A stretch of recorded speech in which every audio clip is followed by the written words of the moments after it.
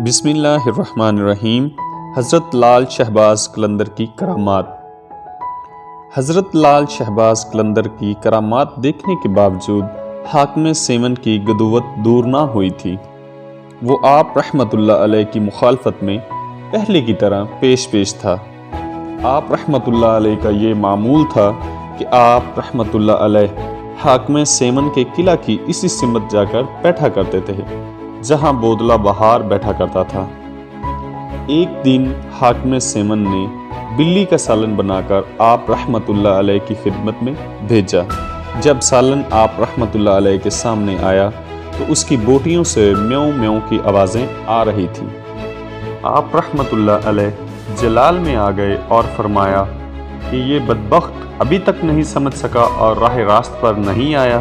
یہ فرما کر آپ رحمۃ اللہ علیہ نے وہ سالن الٹ دیا۔ جیسے ہی آپ رحمۃ اللہ علیہ نے سالن الٹا، قلعہ بھی الٹا ہو گیا اور بادشاہ کے ساتھ اس کے تمام گرد و نواح والے بھی دفن ہو گئے۔